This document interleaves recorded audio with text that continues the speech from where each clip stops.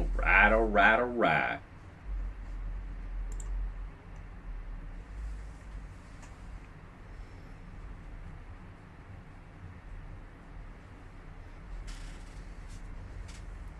Pandemic shadow, rise of animals to human disease spread still high. Okay, cool, cool, cool. What is up, my homies? You got something to say? You got something to say? I wanted to say something else, but I was like, you know what? It's probably not a good idea for me to say other things. You want to talk some trash? Get in here and talk trash then. Just because I said, what's up, my homies? My diggy dogs. God. Yeah, I know it's cringe. But that's the point, isn't it?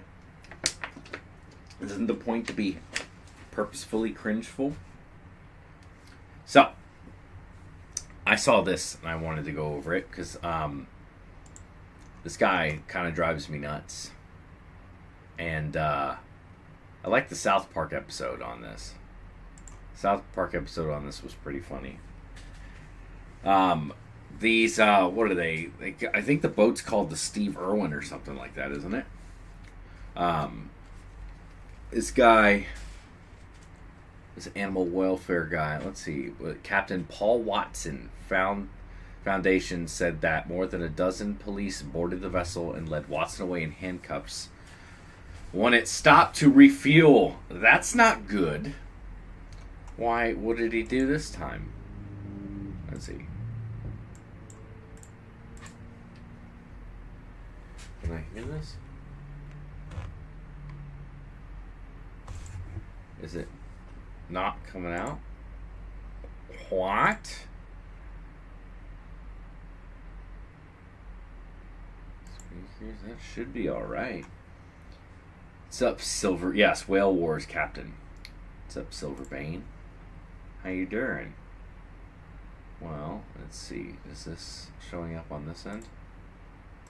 No, it's not. Maybe. Speakers.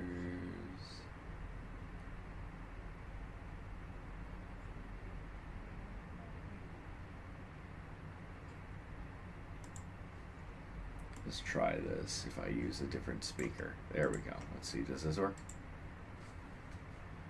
No? Why isn't it working? Why isn't it working?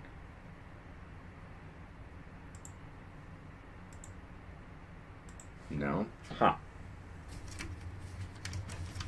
Oh. That's why. Technical difficulties. My, perfect wife messed around with this stuff the other day and pulled stuff out. This should work now. Let's try this.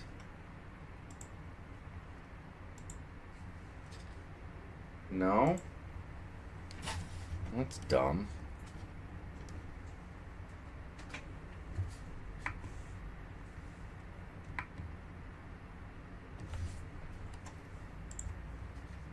Nothing. That's weird. Well, it's not going to matter if I can't listen to this whole thing. Maybe I'll just have to,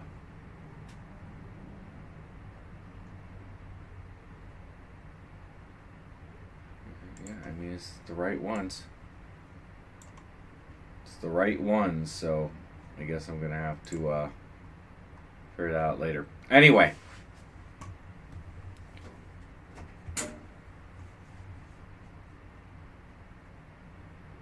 Hello, is this working?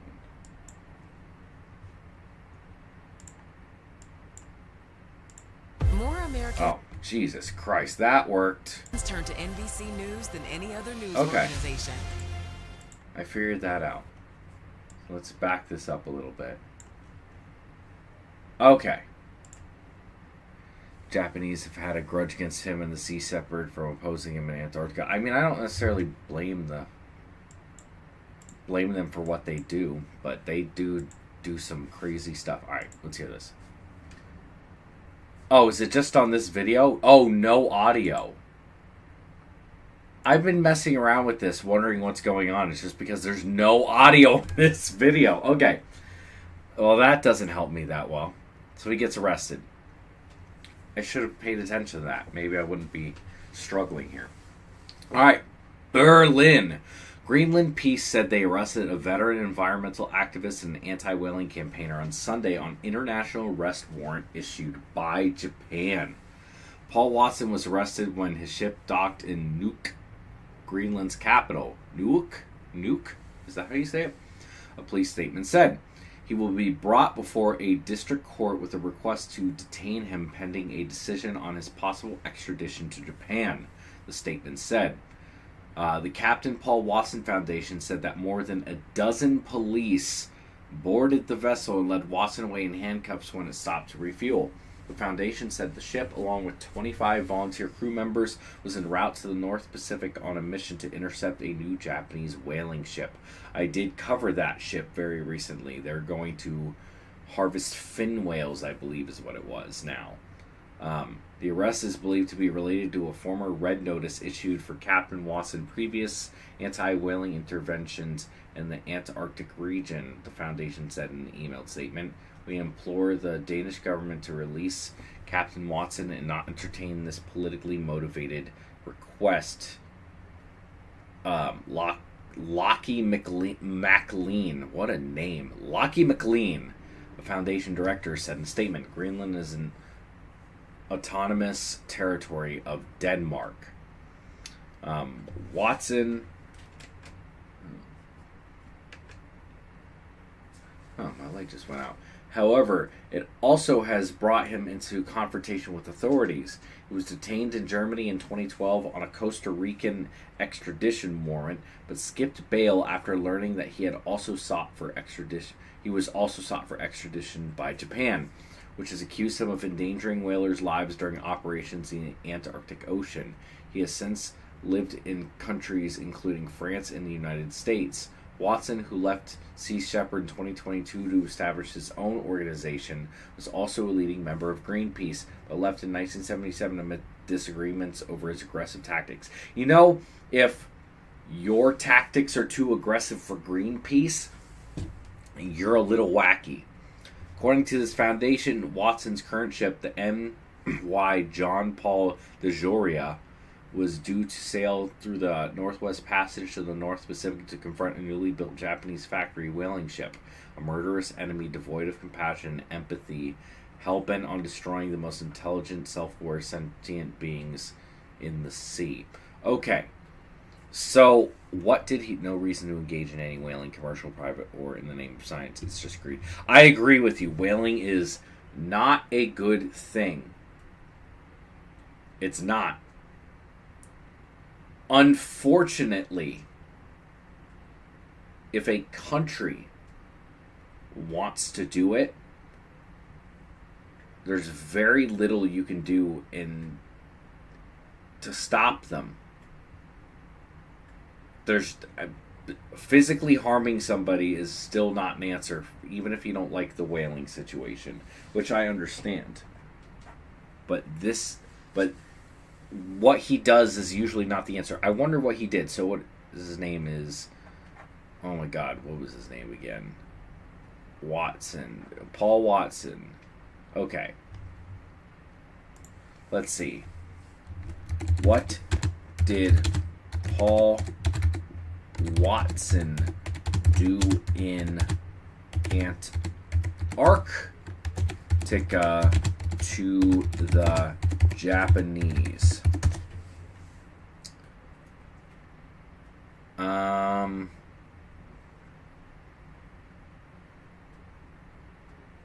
Is there anything newer? Okay, Paul Watson, Chief Pursuit. Okay, this was from 2010. No, I'm not paying you. Friday at 10:30. Yeah, short of declaring war, there's basically nothing you can do. And we're not going to declare war on Japan for hunting whales. That's just, it's not worth war, unfortunately. Friday at 10:30, 61. Paul Watson is on the bridge of the Steve Irwin, streaming due east. Okay, roughly 100 miles ahead of the former Scottish Environmental Protection Agency patrol boat, now painting black and flying a Jolly Roger, is the bulk of the Japanese whaling fleet. Mothership, 4 harpoon hunters, licensed to kill, blah blah blah. Behind the, meanwhile, at the bottom of the Southern Ocean is the Andy Gill, the third ship in Captain Watson's anti-whaling navy. The 2.5 million space-age catamaran-style biofuel power ocean-going speedboat sank on Friday morning after being hit by a Shonan Maru 2 after being hit by the Shonan Maru 2, one of the Japanese whalers. So a whaling boat hit their boat and sank it. Not hit, deliberately rammed, correct Watson. I wonder why. See, here's the worst part about all of this. I don't want to defend this guy. And I'm not going to. I don't want to defend any of them. I don't want to defend the Japanese here. Because the Japanese are killing whales. There's no excuse for killing whales. And then you can get into the whole argument and there's no excuse to kill any animal. And it's a very complicated thing. But I don't think whales are something that should be hunted. But at the same time, there's plenty of people who think that eating meat in general is bad altogether. Sentience be damned. Like, it's a very difficult and weird situation. Going out and trying to stop somebody who is legally doing something, as much as you might not like it, as far as I know, it's not. If they're, we'll look into that. I don't know the legality of hunting whales, to be quite honest. The whole thing. I know a lot of animals will be endangered species, and I don't think you can touch them. But what would happen if you did? If Japan said, no, screw it, we're just going to kill all the whales. What would happen then? I traveled once to Sea Shepherd Society to Scotland to the Faroe Islands in '99. Austin was even then a notorious figure on, like, Captain Nemo. It sounds like they're blowing him because they're so, like, oh my god, you're so awesome. You're fighting the good fight. He does terrible things too, from my understanding. This week, Watson got full praise for the 77 people in 60 countries who were crewing his 3 ships this year. In 30 years of harassing industrial fishers, he has taken 4,000 volunteers to Antarctica, the Pacific, and the Atlantic to try to stop whaling, sealing, and illegal fishing. Few have returned anything other than inspired and committed. Okay. The sinking of the Gill was just the lead of skirmish. Blah blah blah. Nothing here. One of the. What did he do? Wait, we were obsessed with stopping the cetacean Death Star, that vicious, cruel killing machine, and her fleets of boats armed with explosive harpoons, said Watson. But what precisely happened last week is still not clear. It has been subject to official protest by both vessels and will be investigated by the Australian and Japanese governments, and possibly one or more courts. From videos released by both Watson and the Japanese in the last 48 hours, appears that Shonan Maru bore down on the Gill with its water cannon blasting and issued warnings from the loudspeaker that it had authority to repel. No one disputes that it then sliced through the bow of the Gill, scattering its crew of 6. The Japanese accuse Sea Shepherd of being hostile eco-terrorists. The Sea Shepherd extremist is becoming more violent. Their actions are nothing but felonious behavior, aiming directly to the Nishin Maru crew. The activists have repeatedly fired illegal high-powered laser devices that can reduce blindness when irradiated to the naked eye, and have fired projectiles containing butyric acid, a substance highly hazardous to the human body, including skin and eyes, said a spokesman for the Institute. Yesterday's lawyers working on behalf of Sea Shepherd lodged papers in the Dutch court accusing the Japanese of piracy and violence.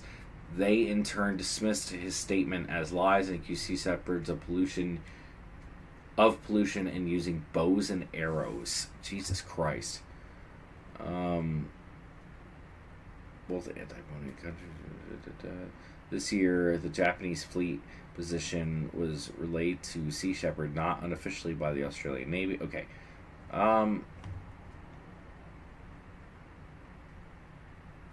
I wonder.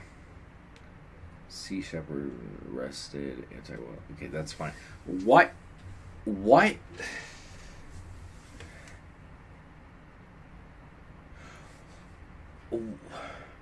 Who will stop you from illegally harvesting an animal? If it's the open ocean. Let's see. What are the laws against whaling in international waters? Let's see. Okay, animal law. Let's see this. Marine Mammal Protection Act. In 1972, the United States Congress passed the Marine Mammal Protection Act. The act makes it illegal for any person residing in the United States to kill, hunt, injure, or harass all species of marine and mammals, regardless of the population status. In addition, the MMPA also makes it illegal for anyone to import marine mammals or products made from them to the United States. All of the great whales are listed as endangered species under the ESA. As a result, it is illegal to kill, hunt, collect, injure, or harass them, or to destruct their habitat in any way. It is illegal to buy or sell any whales. Okay. International laws. Okay, here we go. This is what I'm looking for.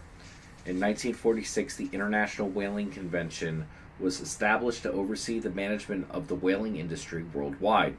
It was established in response to the rapid decline in the population of whales from whaling. In 1986, the IWC instituted an indefinite ban on commercial whale. This ban is still in effect, with certain exceptions. Countries such as Japan and Norway have not honored the ban, so it's just a ban. But if you don't have to honor it, then it's not a law. Established responsible. CITES is an international treaty that provides protection for animals and plant species in international trade. It is designed to promote the conservation of endangered species, while the United Nations on the sea impose the duty of nations that have signed the treaty. First, they have a duty to conserve marine mammals. Second, they have a duty to follow international convention guidelines. The duty imposed on UNCLOS is thought to be stronger than the obligations imposed under the International Whaling Convention. Net regulations, okay. Pollution, whale watching, that's fine. But so that doesn't really answer my question. The International Whaling Commission, let's see. The International Whaling Commission was established in 1946. International Convention of the Regulation of Whaling to provide for the proper conservation of whale stocks and orderly development of the whaling industry. The Commission meets this mandate in part by reviewing and, as necessary, revising the measures outlined in the legally binding schedule included in the Convention. The Commission also conducts activities related to cetacean conservation. The Commission normally meets every other year to review the conditions of whale stocks and to modify conservation measures as appropriate. Currently, there are 88 contracting governments. The United States has been an active member of the Commission and has served as a depository government since the Commission's establishment. The United States has been an active member. Okay, that's fine. Regulating of whaling under the IWC. There are generally three types of whaling commission regulations: commercial, scientific research, and aboriginal subsistence whaling. Commercial whaling. In 1986, a global moratorium or a temporary ban on commercial whaling was adopted due to the over-exploitation of whale stocks. The Commission has also designed sanctuary areas in the Indian and Southern Oceans where commercial whaling is not allowed. Although the moratorium is still in place, some countries such as Norway and Iceland continue to engage in commercial whaling activities. Norway objects to the moratorium, and Iceland has a reservation to the moratorium that allows it to continue commercial whaling. Okay, what is the exact... What's the definition of moratorium to give? So is not a law, a temporary prohibition of an activity.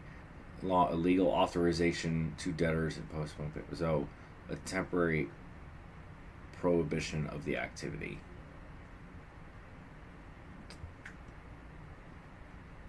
So temporary suspension, but it's not like an actual law. It's just saying don't do this. Scientific research whaling, Article 7 of the conventions allow contracting governments to issue special permits authorizing the taking of whales for purposes of scientific research. Japan's lethal scientific research in the North Pacific and Southern Oceans under such special permits ended in 2019 with their withdrawal from the convention. So if they can just withdraw, there's no way to legitimately do anything about it. The commission also regulates Aboriginal subsistence whaling. Currently, the commission permits indigenous communities in Denmark, the Russian Federation, St. Vincent, and the Grenadines in the United States to engage this type of whaling on certain whale stocks. The United States is subject to domestic legal requirements and works with the indigenous communities in Alaska and Washington State to ensure the catch limits established through the commission meet their cultural and subsistence need. Washington State has whaling? Japanese use the scientific excuse to get around the commercial whaling ban or moratorium. Yeah, I understand that. I understand they use it. My question is, who actually would do anything if someone illegally was whaling? Would anyone actually legitimately get in trouble? Or would it be like a specific country that it happened in, they would have to worry about their laws? Like, what if someone's in international waters? Who actually does anything to stop whaling? Rule of science? Okay. That's my question. Who actually does anything?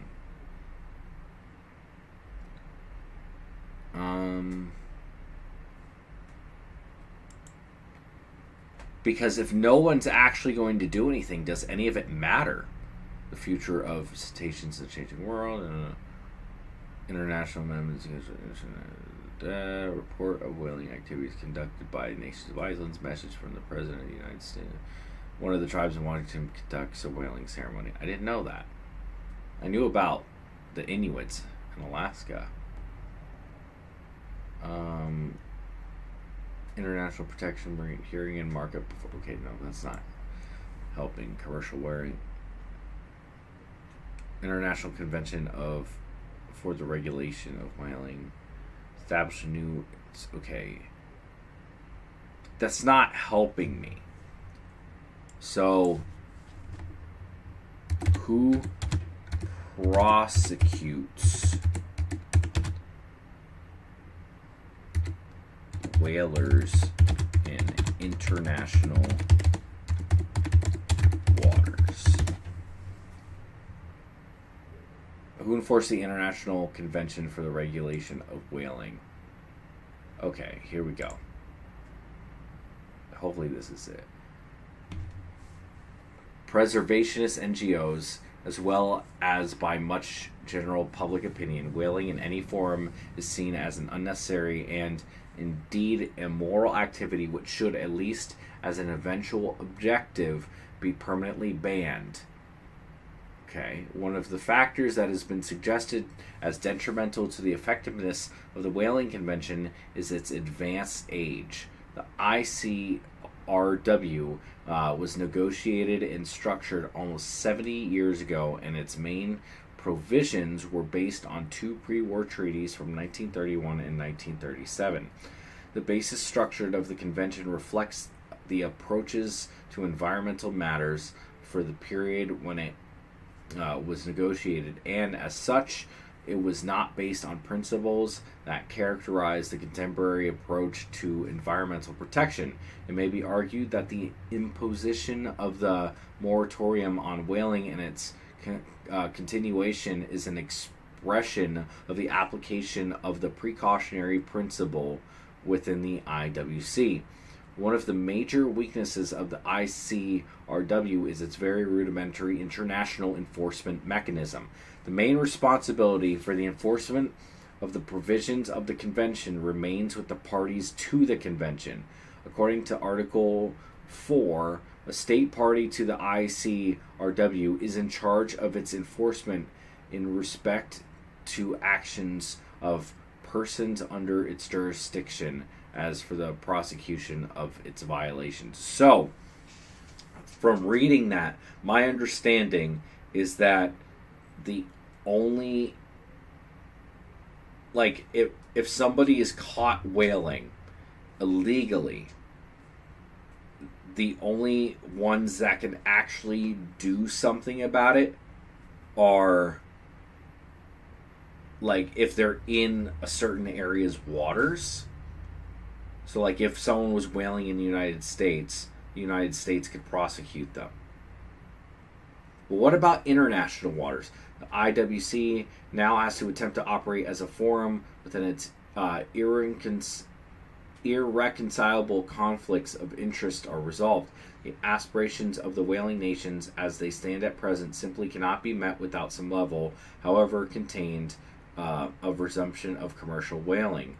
On the other hand, the aspirations of the preservationists, now a majority within the IWC, cannot be entirely fulfilled unless the possibility of a resumption of commercial whaling is abandoned.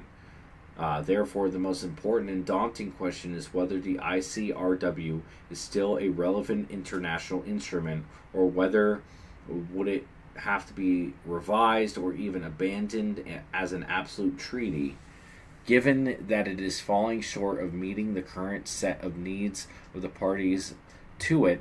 The lack of common understanding and the acrimonious atmosphere between the members of the Whaling Commission has had a paralyzing effect on the function of the Commission and has led to international litigations discussed in the next section. So, basically, no one can do anything about people that are whaling in Antarctica case.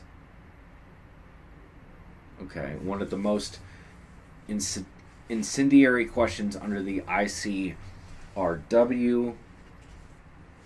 has become Japanese scientific whaling. Oh, it's going to talk about this. Which led to the whaling in Antarctica in 2014.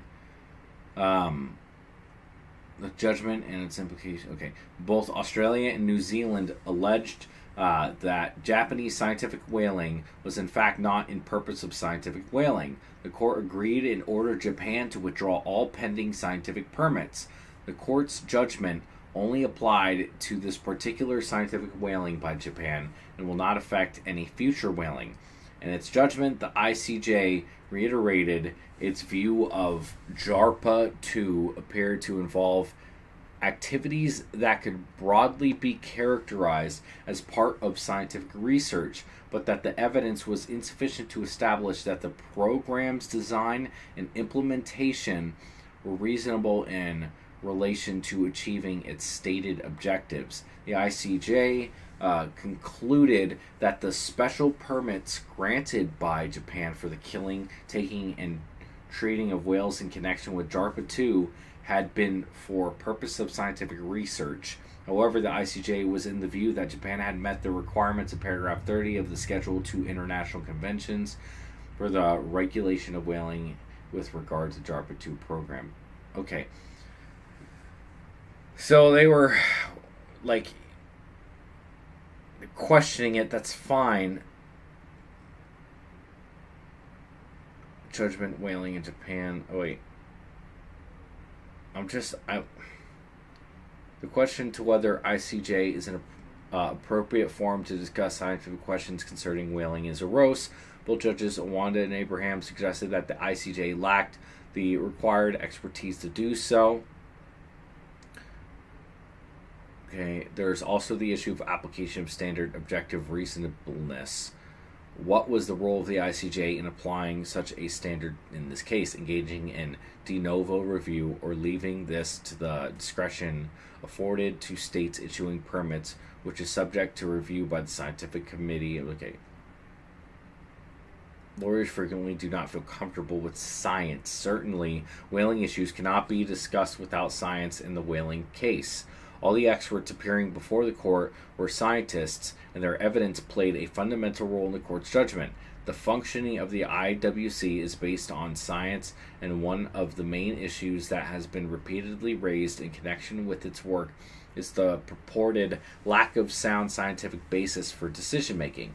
Generally speaking, the role of science and environmental law is very complex. Overall, we witness a trend in the valorization of science and, more particularly, science-based policymaking.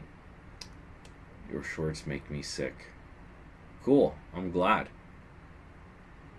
And hopefully it's not COVID. In various instances of interstate cooperation, be it in a treaty. Okay, so this still...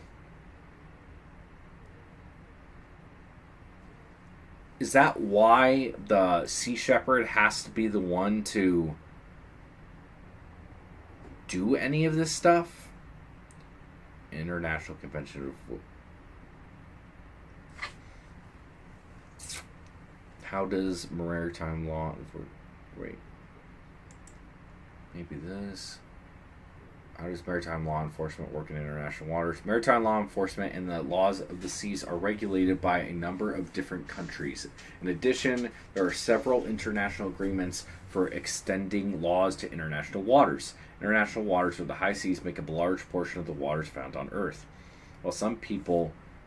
No, I don't need a lawyer. While some people might believe that they are free from any laws when they're in the high seas, they are not. There are several global agreements in places, as well as these laws help define, international waters. These protesters get labeled as pirates. I mean, here's the problem. From everything I'm reading,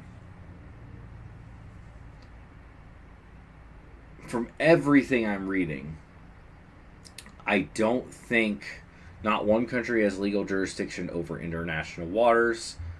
So I haven't seen a great answer.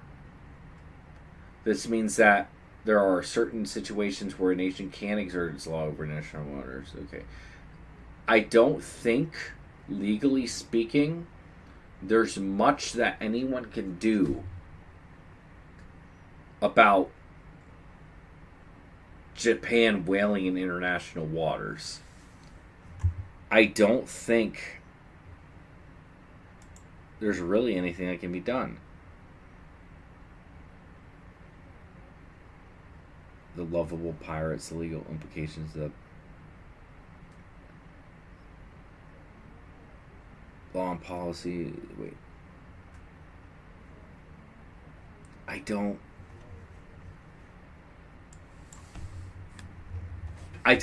It's not really coming out and saying it is the problem.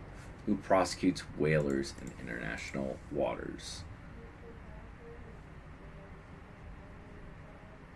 According to, is in charge of its enforcement in respect to actions of persons under its jurisdiction as a prosecution of its violation. So, we just looked at it.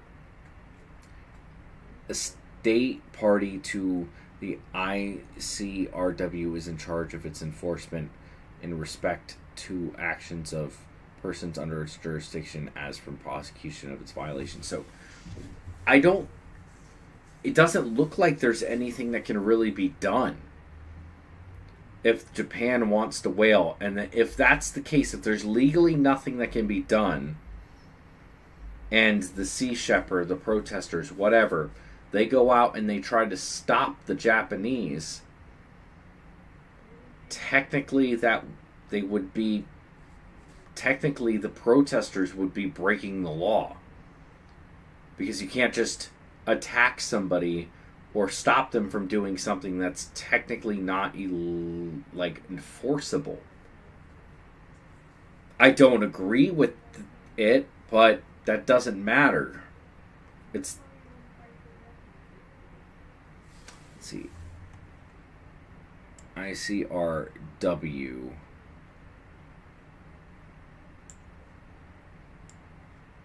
Article 4. Let's see.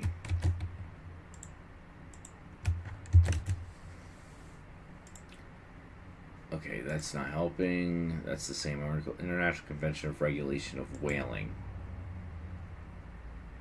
Article 4. The commissions may either in collaboration with or through independent agencies of the contracting governments or other public or private agencies, establishments, or organizations, or independently encourage, recommend, or, if necessary, organize studies and investigations relating to whales and whaling, collect and analyze statistical information concerning the current conditions and trend of the whale stocks and the effects of whaling activities thereon, study, appraise, and disseminate information concerning methods of maintaining and increasing the population of whale stocks. 2. The Commission shall arrange for the publication of reports of its activities, and it may publish independently or in collaboration with the International Bureau of Whaling Statistics at Sandefjord in Norway and other organizations and agencies such reports as it deems appropriate, as well as statistical, scientific, and other pertinent information relating to the whales and whaling. That's just the scientific part of it. Article 3, the contracting governments agree to establish an international whaling commission and refer to as... Let's see. Who can legally stop someone from whaling? Any person resident in the United States, legal. Okay, that's fine. Well,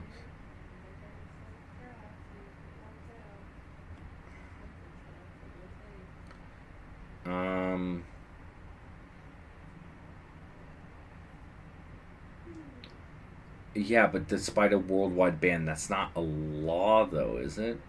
Operational subsistence. Federal laws.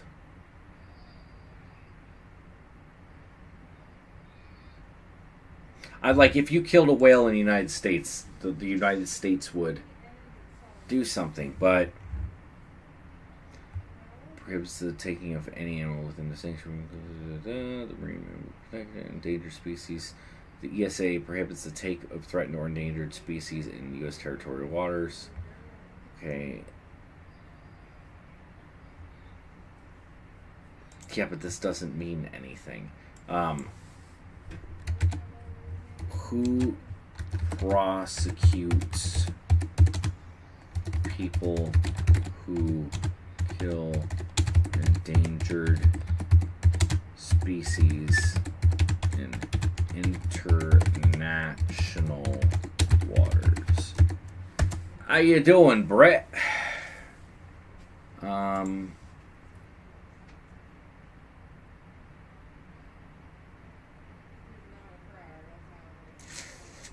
I don't. U.S. suit over policy of killing. I don't.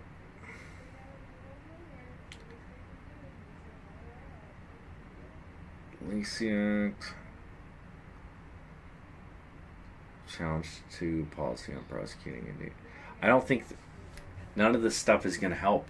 I really don't think that there's much you can do, unless I'm wrong. Unless someone has that information. There's nothing that comes up here. Thank you for the like. likes and all that. I don't see anything that actually helps with this situation. So if Japan wants to whale, I don't think there's legally anybody who can stop them from doing it. Unless I'm completely wrong here, but that's what it seems like. Unless they did it in like another country's waters. Doing well, hope the same for you. I'm doing pretty good. I can't complain. So yeah, that's what it seems like to me. Maybe I'm wrong, but that's what it seems. And basically, when the Sea Shepherd and all these people go out and try to stop them, technically, if there's no one who can, like, it's a weird legal gray area because technically speaking, the Sea Shepherd has no legal right to stop them. They're just doing it on their own. So technically, you could call them pirates because they're pirateering, I guess. Like they're trying to stop. I don't know. What's the actual definition of a pirate? The definition of a pirate: a person who attacks or robs a ship at sea, a person who appropriates or reproduces the work of another, verb, use or reproduce to profit without permission, rob or plunder. What is plunder? The definition of plunder: steal goods, typically using force, steal, take material, use violent and dishonest acquisition of property. So they would have to be stealing. So basically you have to actually take something. You would have to actually... Wait, what classifies you as a pirate? A pirate is a robber who travels by water. Okay, that's fine. But, like... So, would stopping them from whaling technically be considered robbing them? Because if that's the case, technically they would be pirates. But if you don't consider them stopping them from getting a whale as robbing, then I don't think that's the same thing. I don't know. Very interesting. Very interesting. Anti-whaling man arrested. Paul Watson. Nice. Oh. Man shoots and kills grizzly bear after it attacks him. The 72-year-old man was picking huckleberries in Montana, shot and killed a grizzly bear after it attacked him in a surprising encounter and injured him badly enough that he had to be hospitalized. The man was alone on National Forest land when the adult female charged him Thursday. He suffered significant injuries before killing the bear with a handgun, Montana Fish and Game, Wildlife, and Park officials said. The bear was likely reacting defensively to protect cubs, agency spokesperson Dylan Tabish said. Wildlife workers set out game cameras in the area to try to confirm the presence of any cubs. If cubs are found, it's uncertain it would be captured because it is difficult to find facilities qualified to take them, he said. Depending on the age, we might leave them in the wild because they have a better chance of survival rather than have to euthanize them, Tabish said. The attacks happened on the Flathead National Forest, about 2 miles from... Okay, so another bear attack.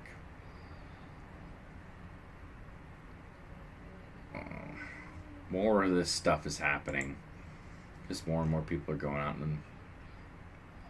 It sucks. It really does. Shark attack is a prompt Coast Guard warning. Is that recent? Oh, July 4th. I talked about that. See what other things are in the news. How 2 wandering cows started a culture war. Interesting. When Horny and Blackie...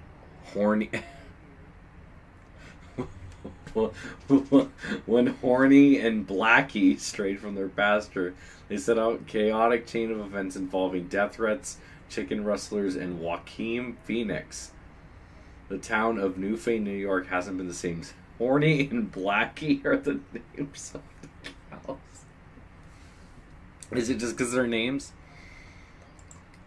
One summer day, a cow and a steer walked away from their farm. The cow was black and was named Blackie. So these two Among Us, yeah, I guess so. The cow walked away. The cow was black and was named Blackie. The steer was golden brown with 2 stubby horns. He was named Horny.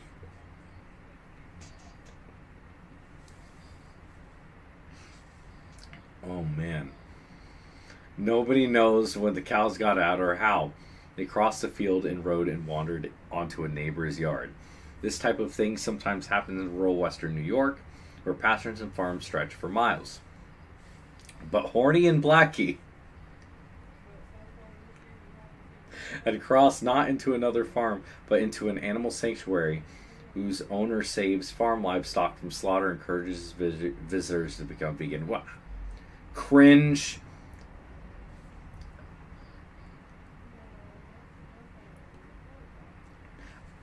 Be vegan. That's fine.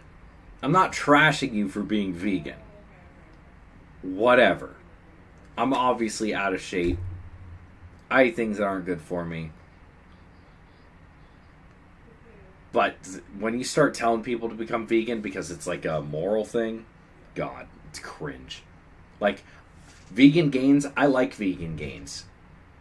I like his charisma. I'm not like, what is it called? I am not when you study nutrition, a nutritionist, whatever. I'm not a nutritionist. But I know a lot about animals. I understand why animals eat the things they do for the most part. Sure, it gets a little weird sometimes, and not every animal's the same. But humans are animals, just like a cow is, just like a chicken is, just like a snake is. Can we be vegan? Technically, with modern science, yes. But if you were to throw a person out in the woods to live on their own, they were living without modern conveniences, and you threw them out in the woods, and they had no meat, they could probably survive for a bit off of plant material, but they would not survive that long. Even if they had crops that they could grow. Like, you could give them a farm with just plants, and they would not survive that long, or they would be very unhealthy. Because meat, humans don't produce certain vitamins, like I think B12 is one of them, that we need for our cells to work properly. And meat is the only place to really get that in large enough quantities. Sure, you can eat like legumes and, beans and stuff. It's not just protein. Yeah, it's not just the protein that's the problem. You can get protein, but it's essential vitamins and minerals that you can't get as a human from eating plants. Like, I was even talking about the other day about ruminants. So cows, their digestive system. Yes, they eat a shit ton of grass. But they get a lot of their nutrients, their nutrition, from the stuff that lives in their gut that they digest, and that's where they get their protein. Like, they have bacteria that feed off of the plants, and then they digest that bacteria in another part of their stomach, and that's where they get their protein from. We don't have a stomach like that. We can't do that. So we consider humans omnivores or facultative carnivores. We're omnivores. We are omnivores. Straight up. We can digest plants. We can get a lot of nutrition. In fact, the majority of what we should be eating is probably plants. I'm not denying that. We could go either way, though. It depends on the the group of people. So if you live in an area that has plenty of resources of both plants and animals, you can eat more of one and versus the other. There are some groups of people that eat more plants than they do animals, and vice versa. It depends on if you look at humans as an animal and not just what we think of humans as, each population does things by what's in the area. It doesn't matter who it is. Some people that you can look at, I'll give an example of being able to digest milk, into adulthood. The reason that most people are lactose intolerant is because their ancestors, and I've gone over this before, their ancestors didn't ever evolve the necessity to do so. Adaptations, evolution adaptations, the same thing. Same thing. You're just, I'm not going to be pedantic about it.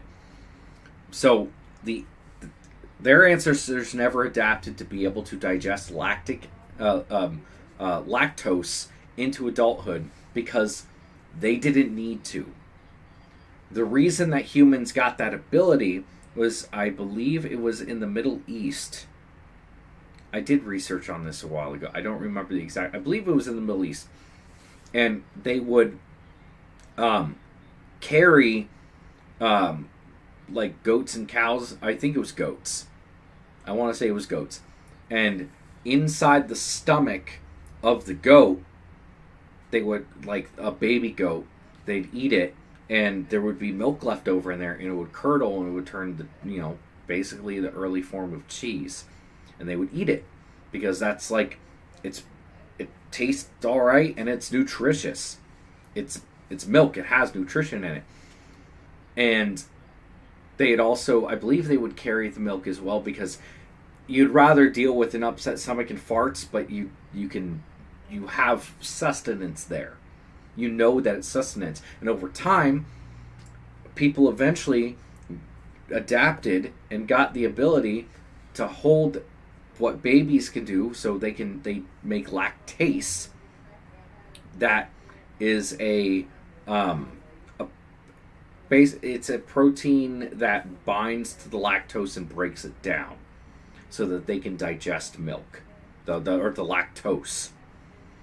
And over time, certain genes stayed on in the population, and people started to be able to digest the lactose later in life, and that gets passed down, and all of a sudden in that area, that's an adaptation that's beneficial, because now you have another thing you can eat, another thing you can consume for nutrition, and that gets passed down through the population. And so it's still a smaller fraction of the population, but a fraction of the population can now digest milk. So it is an evolutionary adaptation for survival. That's literally what it is.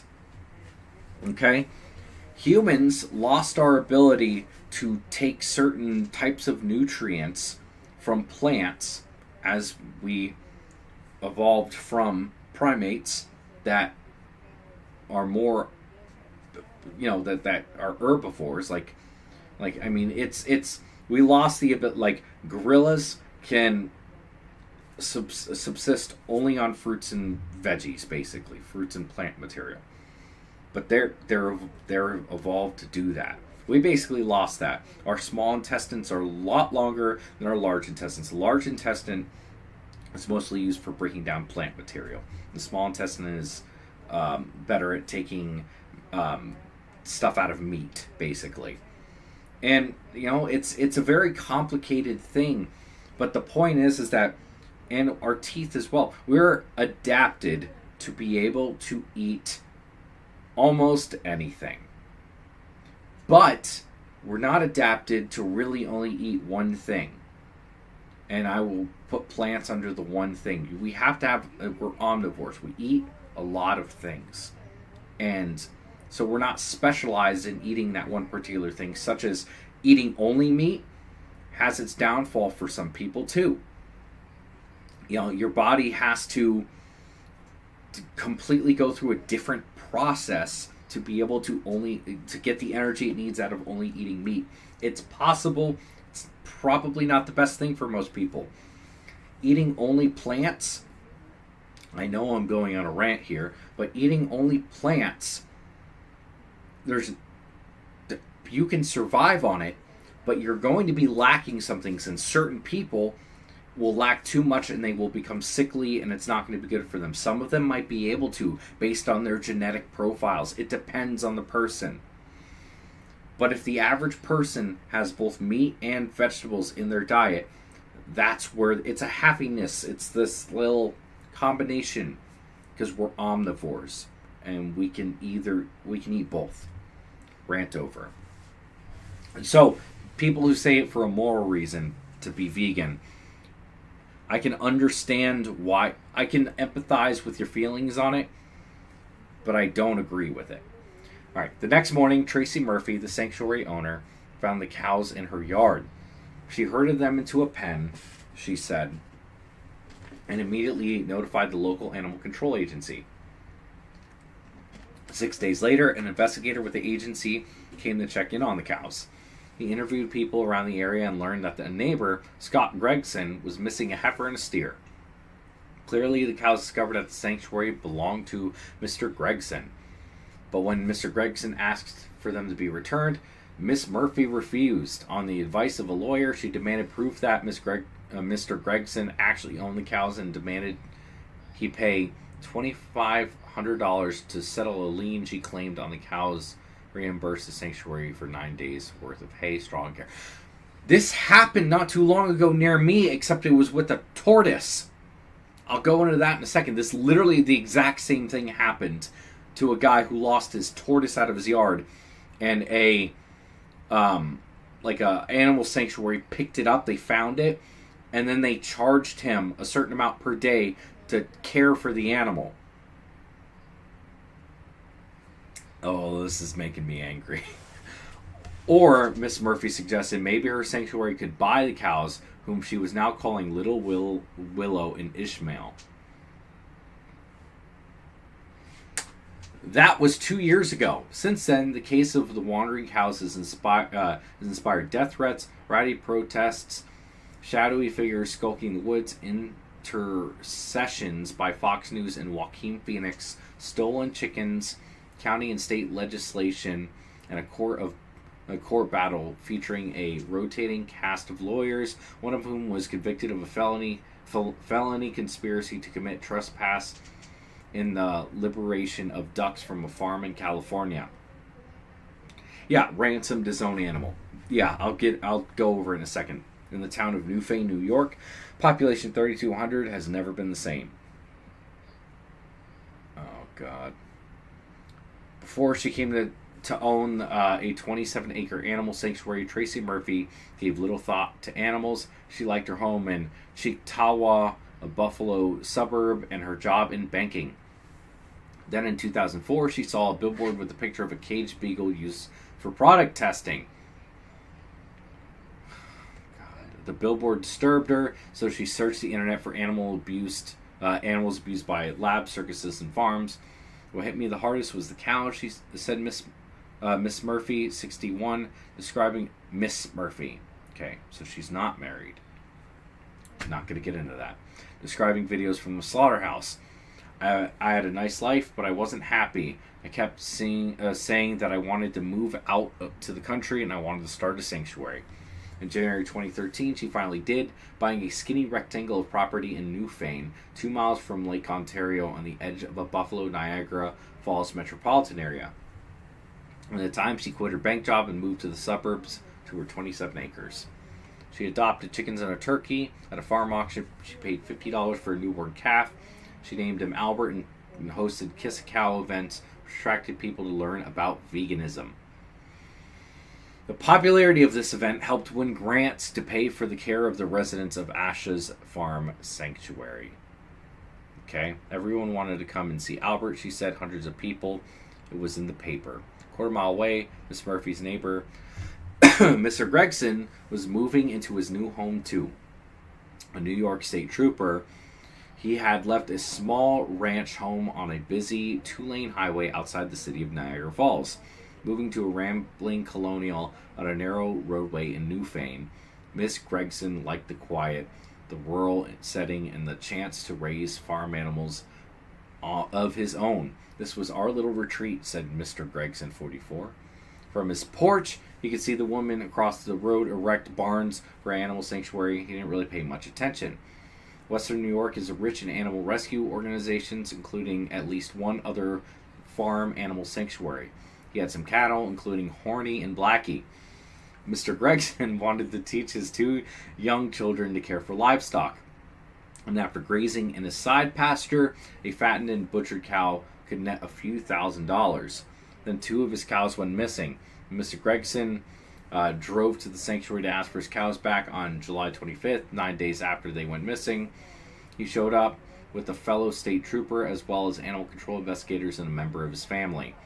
He was not in uniform, arriving as a neighbor, but things got testy quick.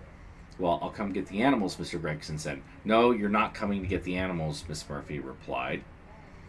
Miss Murphy and Mr. Gregson's wife both started filming the encounter. Even though Mr. Gregson had receipts proving he owned the cows, which he would later show to the state police, Miss Murphy refused to give them up. Mr. Gregson finally drove off in frustration, leaving Horny and Blackie behind. Miss Murphy took on Facebook Live and asked her supporters to tag and share the video to let them know that law enforcement is violating my civil rights. In another Facebook post, Miss Murphy published Mr. Gregson's home address and telephone number. So wait, so she doxed the guy after stealing, because that's theft, stealing his animals, and is going and crying to Facebook. Oh my God. Soon, Mr. Gregson received phone messages at his house and threatened to rape and kill his children. Oh my God! According to the court documents filed by the Niagara County District Attorney's Office, the town of Newfane seemed to unanimously unite behind Mr. Gregson. Someone doxed Miss Murphy. She received threat. Wait, but she doxed him first. I mean, not that doxing is good, because it's not. Doxing is not good. But now you're going to cry about being doxed? She received threatening voice messages, emails, and comments on Facebook calling for her to be lynched. Oh my God. Give the cow back! Give the cows back! Horny and Blackie need to go home. Neighbors gathered for a rowdy protest at the edge of the animal sanctuary, carrying signs that said, "Not show cows," and heifer hider. Oh my God. As a parade of cars, trucks, and tractors rolled past, leaning on their horns and hooting. To taunt Miss Murphy's veganism, some men erected a large grill on her property line and cooked steaks, See, that's cringe too. That's just as cringe, to sit there and like cook steaks and like be like, we're gonna eat meat right in front of you. That's just as cringe. Don't do that stuff. That's just antagonism and stupid. You got the facts on your side. You don't have to also be like, I'm eating meat right in front of you. A man in a cow costume stood on the sunroof of a pickup, pumped his fist, and the driver laid on the horn. Someone on a motorcycle did donuts in Miss Murphy's yard, tearing up patches of lawn. Don't do that stuff. I was afraid for my life, Miss Murphy said. Of course you. That's always, I was afraid for my life. I've gotten threats. I've gotten this. I stole his cows. I also doxed him first, but now I'm the victim. I mean, it's the internet. What do you think is going to happen? You went to the internet. You went to Facebook first. Joaquin Phoenix weighs in. Oh my God. What does the Joker got to say? I know he's in a lot more than the Joker. I love Joaquin Phoenix. He's great. 2 days after the protests, 5 state troopers, all of them Mr. Gregson's colleagues, arrived at the sanctuary to execute a search warrant. They arrested Miss Murphy. Neighbors loaded the cows into a trailer, a scene that was filmed and quickly uploaded to Facebook. When Miss Murphy appeared in the court that evening, she was chained at the wrist, waist, and ankles. She was charged with third-degree grand larceny, a felony punishable by up to 7 years in prison. The judge also imposed a gag order barring Miss Murphy from posting any content on any subject on any social media platform. See, imagine if we could teach a steak and butter gal meet each other. It will be this all over again. Oh my god. Vegan teacher's entertaining. I know she's cringe, but like, I loved the video that she did with Oompaville. Like, those videos were fantastic. I loved it. Getting vegan Taco Bell. Fantastic. That did not keep her supporters from speaking out. Joaquin Phoenix, the actor known for his outspoken veganism. Oh my god, no, Joaquin, why? Learned on social media incorrectly that Miss Murphy had named the wandering cows Joaquin and Phoenix. He released a statement to a local newspaper via Michelle Cho, his social impact advisor, to so harshly punish a woman who was simply showing kindness to two individuals who had wandered onto her properties. Astounding. No, that's not why. That's not why she was punished. She was punished for stealing the cows and not giving them back. That's theft. She was being punished for theft, not just holding on to the cows. While Newfane, though, few people agreed with Mr. Phoenix. Ed Pettit, a retired engineer who lived down the road from Miss Murphy, drove with several supporters to the property of an Ashes Sanctuary board member and strode onto her property. The board member said she was not involved in the dispute. This has gone too far, she said, as Mr. Pettit filmed the confrontation. Mr. Pettit retreated to the streets, grabbed a megaphone, and turned his camera on himself in a Facebook Live video as he led a small protest. I'm sorry if I disrupt your dinner. That was provided by farmers while I'm here fighting for the rights of farmers, he yelled to the neighborhood. Just cringe altogether. Quite honestly. Early in the legal saga, the team of lawyers almost done with this. Early in the legal saga, the team of lawyers representing came to include Wayne Sung, a prominent animal rights activist and lawyer based in California, part of the open rescue movement, while advocates entering farms to free suffering animals and to report conditions to law enforcement. Almost a year after her arrest, Mr. Sung invited Miss Murphy to speak at a Right to Rescue summit that he organized in the suburbs of Buffalo. She spoke to a small crowd about her case and then left. The rest of the days was spent teaching about 20 activists the practical aspect of open rescue, which farms to target, how to enter property safely, and how to win the social media battle. What? So wait, you go in and just steal people's animals and say you're rescuing them? Is that what that is? Kimberly Semeth, a local resident, took to Facebook to criticize the event's attendees. 2 days later, 50 chickens went missing from her farm. Oh, so you're just terrible people stealing other people's property. That's some bullshit. I always felt very secure here, Miss Semeth said. Now I feel really exposed. I'm starting to question, what am I doing out here? That same week, a farmer named Paul Strobel noticed two people in his driveway, 2 miles south of Ashes Sanctuary. He watched as the trespassers, a man and woman, approached his cattle gate, filming his livestock with their phones. They were outside yelling. The pair returned to their car and sped off. Mr. Strobel gave chase in the pickup, but the couple got away. She brought these people here, Mr. Strobel, 54, said on animal activists. If she doesn't get punished, it'll be an all-out war on us farmers. Many in the area agree. Days after the incident, Rob Ort, the New York Senate Republican minority leader, organized a news conference on Mr. Strobel's farm. He discussed legislation to increase criminal penalties against farm trespassers. The bill remains in committee and made what seems to be veiled threat. This is a dangerous situation, Mr. Ort said to a small crowd of journalists. The Second Amendment exists to protect persons and property, and I would remind these advocates of that fact. Yeah, but you live in New York. Doesn't really mean that much there, does it? He wasn't the only government official who wanted to go to war with animal activists. Sheriff Michael Felicetti of Niagara County posted a warning on his official Facebook page asking residents to be on the lookout for suspicious activity. At least 14 people responded to the post by making death threats against Miss Murphy. He went on Fox and Friends first, where he blamed the trespassing incidents on animal rights activists. Though none of the trespassers were stopped or questioned, it's not rescuing, he said, it's a crime. Sheriff Felicity did not respond to the interview request. For his part, Mr. Sung maintained that the training focused on targeting corporate farms, not family farms like those in Newfane. Miss Murphy said she knew nothing about the trespassers or the chicken thieves. I'm not connected to Asha, she said. It could be anybody. Blackie and Horny did not live to see the fallout of their wandering. Soon after Mr. Gregson retrieved them from Asha's sanctuary, he sold the cows and they were slaughtered. No, Blackie and Horny! I hope you made a good ribeye. Oh, God. What a story. This is very intriguing.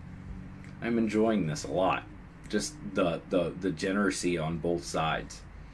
I mean, I can understand why the initial people, Mrs. Sanders or whatever her name is, Miss Murphy. Miss Murphy is the bad guy here. She started it.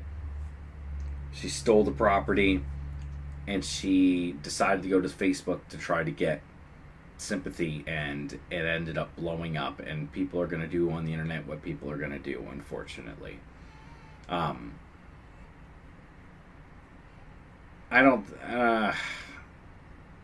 Mr. Gregson, it's not I don't really blame him for it, to be quite honest, but still. His law license Sung no longer represents Miss Murphy. His law license was placed on interim suspension following his own felony conviction in California last November for a protest in which he trespassed on a farm. The charge against Miss Murphy was reduced to a misdemeanor of petty larceny. She maintains that the law is on her side. The neighborly thing to do is to follow the law, and that's what I did, she said, describing her efforts to report the missing animals and to obtain payment and proof of ownership before giving the cattle back. What's up? She still faces up to a year in jail. The trial, after years of court argument over venue. What do you do here? Well, I'm going over a very interesting animal case where some cattle wandered onto a neighbor's property in New York, and the neighbor was a vegan activist and refused to give the cows back, and then doxed the guy because he tried to get the cows back, and it was a full-out war after that. She still faces up to a year in jail. The trial, after years of court arguments over venue, evidence, and gag orders, scheduled to start in October. If this had been an issue over a lost or stolen iPhone, this case would have been dismissed within months, said Chris Carathy, staff attorney at the University of Denver, Sturm College of Law's Animal Activist Legal Defense Project. That's a mouthful. Who has led the team of lawyers representing Miss Murphy through the criminal case. It's a case of a world gone insane. Yeah, she stole the cows.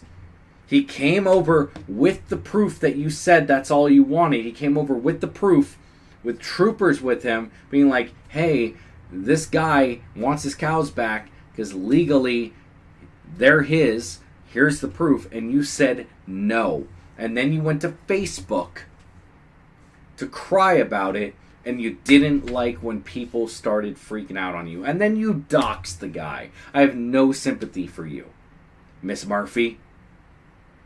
No sympathy. What's up, Joker?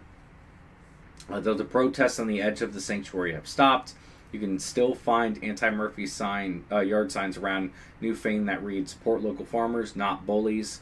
Just beyond Miss Murphy's property line stands a large red sign that reads, compassion is not a crime, but stealing is. Exactly. Miss Murphy and Mr. Gregson haven't spoken since their confrontation last year, or the confrontation 2 years ago. Neither is afraid of their neighbor. Instead, they fear who threatened murder on Facebook and Instagram. Mr. Gregson bought new locks for his farm gates. He attached security cameras to his farm.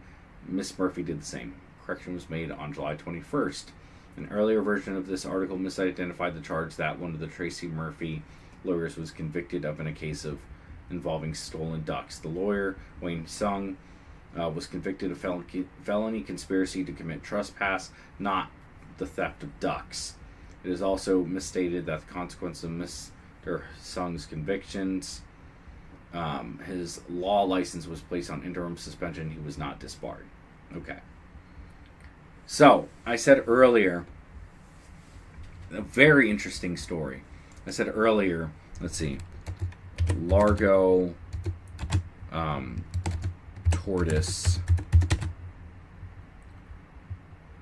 lost. There was an article about this. Florida man says he paid. Okay, here we go. This was earlier this year. I actually have seen this tortoise before. Florida man says he was. No, I don't. Disable your fine. Disable the ad blocker. Okay.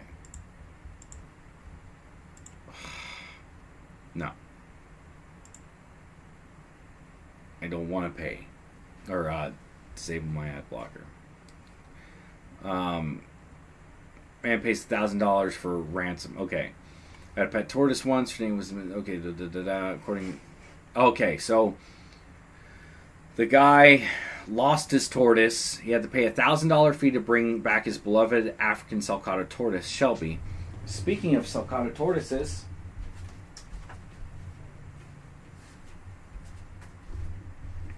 I have one right here.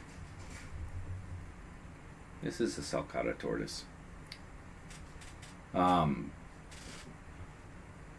So Shelby had been Westland's best buddy for 18 years, but he went missing one day. After searching high and low, Merrick finally got leads that led him to a sanctuary owner who had his pet tortoise, Shelby.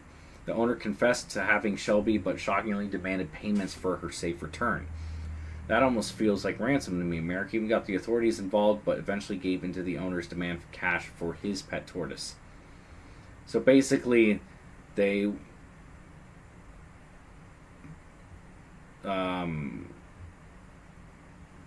let's see, does this... Here, I'm going to put you back real quick.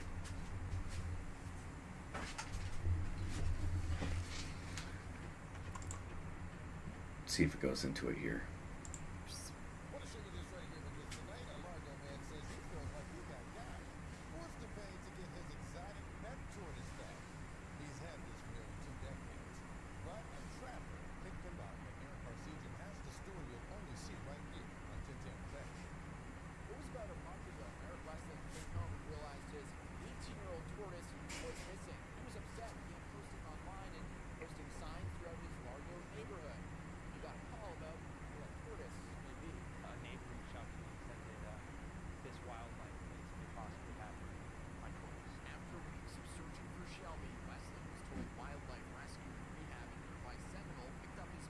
Oh, I know where that is, too.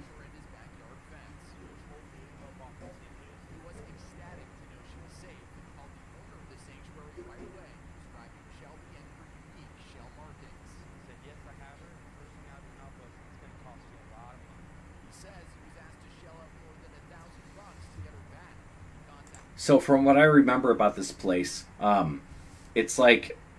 I used to go fishing not too far away. It's not too far from a creek that I used to fish in. And basically, you go down this road. It's kind of out in the... Not in the middle of nowhere, but it's like far back in a neighborhood. And they have like lions and tigers and stuff. And they have like donation boxes on the outside. So he's probably strapped for cash to feed his animals and tried to extort the guy basically.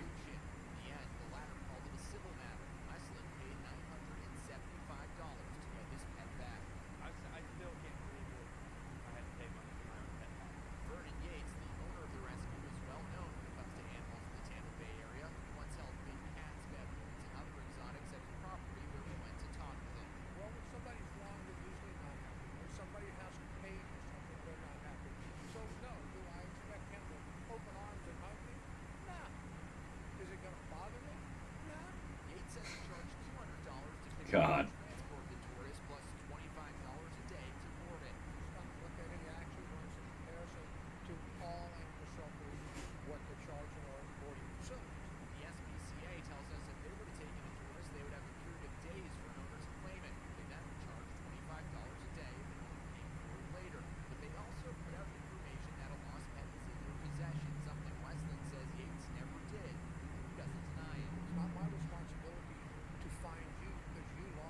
Oh my God.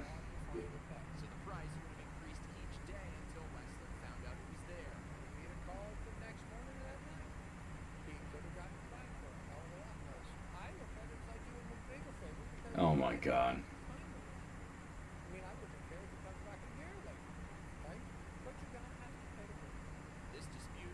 God. Civil court, as Westland says he plans on suing. Legal Yeah, I would too. says he has a case as animals are considered property under Florida law. I just don't see much success that the court could say, yes, you're required to give this guy $1,000 for the boarding. Douchebag. Anyways, thank you guys for watching. I really do appreciate it. I hope you enjoyed, and I'll see you on the next one.